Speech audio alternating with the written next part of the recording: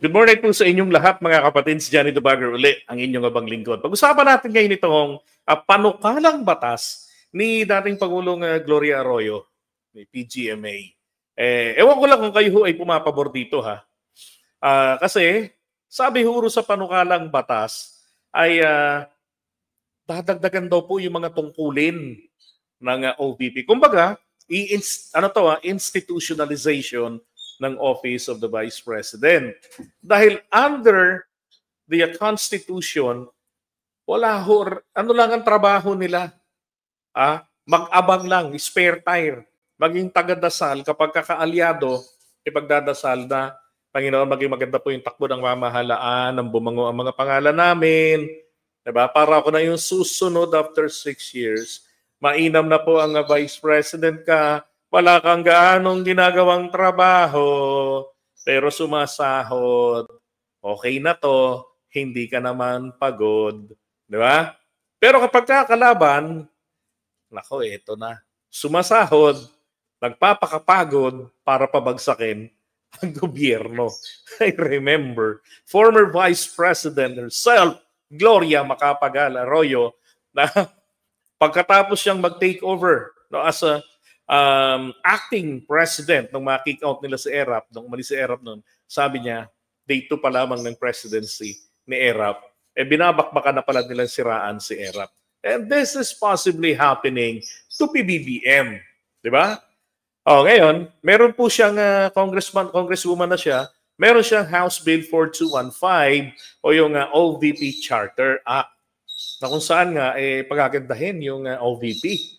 Aba, para kung Risa Ontiveros is saying, I will support that kaayo. Diba? Kasi ito, ginugroom na yan si Senator Risa Ontiveros na maging Vice President sa 2028. Tanongin niyo si Biyahe ni Goy. Because he's working for the Yellows. Pero masipag naman ito. Magaling naman si Risa Ontiveros. Diba? Kumpara naman kay Sara. Kaya nga maganda sana sa 2028, maglaban silang dalawa. Si Sara, takbo siya uling Vice President, tapos itong si Risa Ontiveros. Maglaban silang dalawa. Diba? Ayun, ito po yung nilalaman ng House Bill ni Gloria Arroyo. Sabi rito, the OVP Charter Act seeks to expand the powers and functions of the OVP. So, ibig sabihin nito, dadaming trabaho, lalaki ang pondo. Alam niyo, okay lang po sa akin yun eh. Ang importante, magkaroon ng pakinabang. Di ba? Magkaroon ng silbi. Kung madagdagan ng budget, kasi nadagdagan yung mga trabaho nila, mga tao, okay na yun. Kasi hindi naman forever si Sara yung Vice President eh. So, sabi rito formulate and develop and implement social service programs of magiging ala DPWH. Parang dito sasablay eh. Perform ceremonial and diplomatic functions. Well, actually, trabaho niya na ito, ginagawa na yan ng Vice President. Pero tama yan na, kumbaga, ilagay na lang sa kanya na, sige, yung mga titular in nature, sige, trabahuin mo na. Pagsalitain nyo na rin sa UN.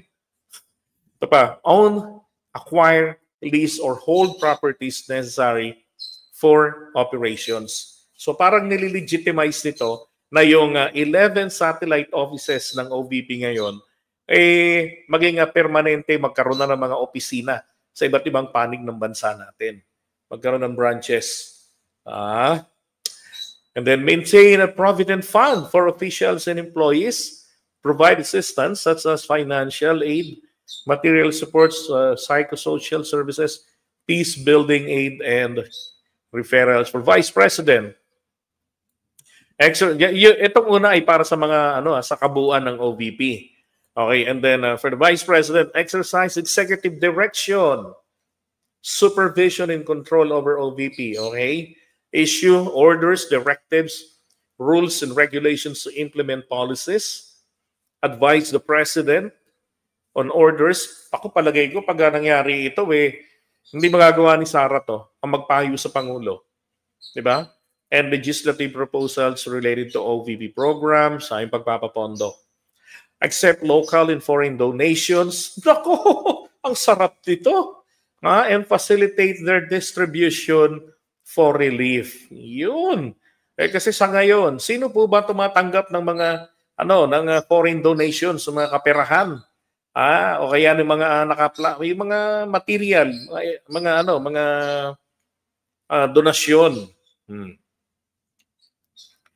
And then appoint 1 chief of staff and 4 assistant chief of staff. Bakit 4?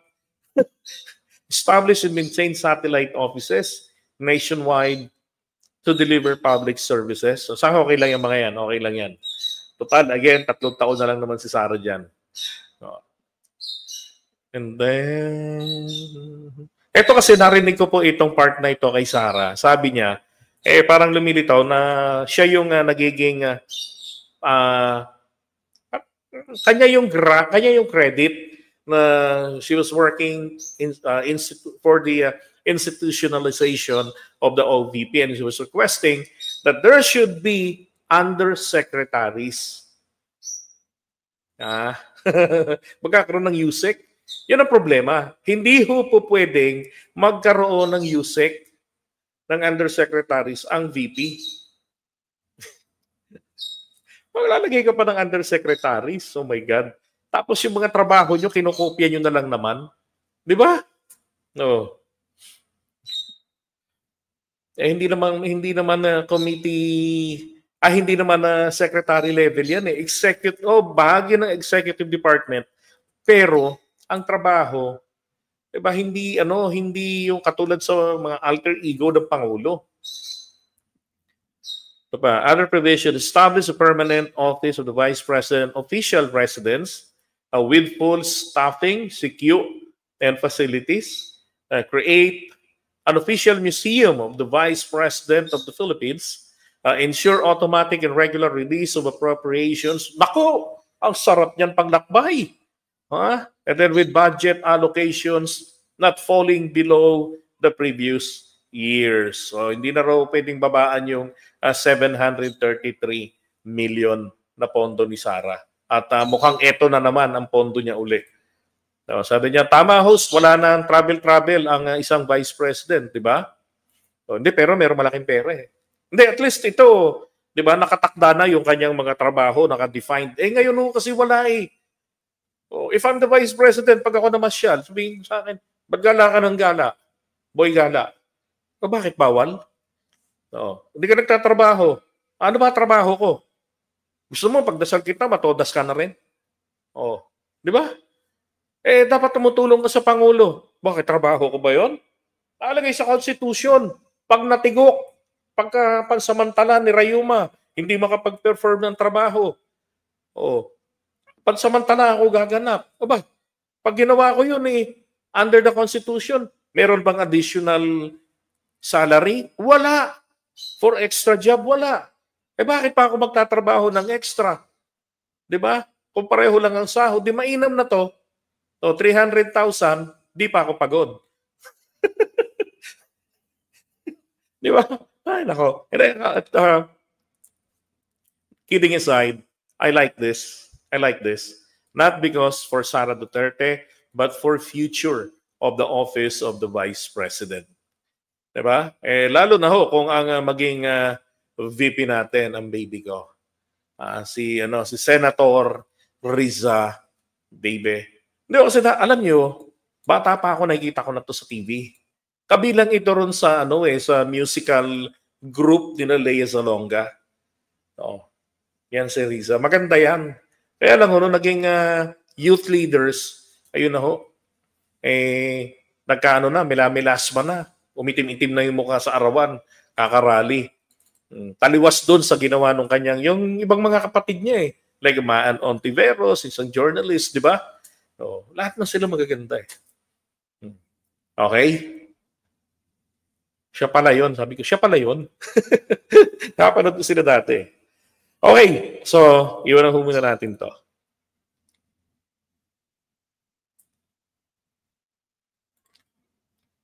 The U.S. Vice President also served as Senate President. Di ba? Para talaga may silbi. Dapat ganun binibigyan ng silbi Si Gloria talaga, reyna ng sindikatong burokrasya. Kaya ginagawa ni Pinoy noon public-private partnership. Nag-umpisa na kasi magmamonopolyo ng sindikatong burokrasya ang gobyerno. Ayun ang pagkakamali ng Dilawan noon na sumuporta nung EDSA 2. Ito ang magsasabotahe sa private sector.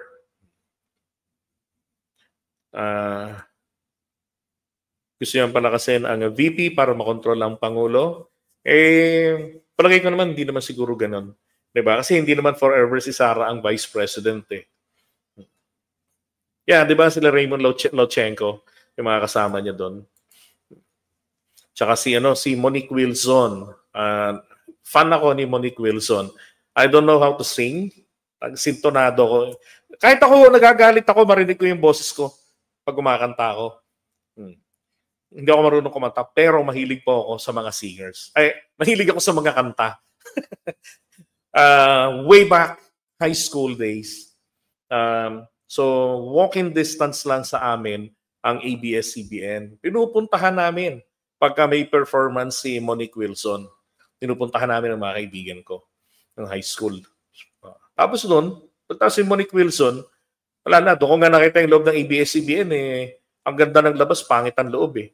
Pasok ko sa entrance, sa audience entrance, may dadaanan ka ron na, Diyos ko po, yung tube, pagkadilim-dilim.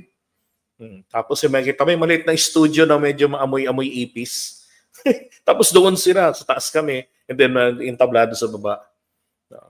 Pagka, pababalapit kami ron. Ganon. Pagkatapos si Monique Wilson, alisa na, balik na kami sa klase. Cutting kami. Minsan lang naman yun eh. Pag may guesting siya ron. Okay.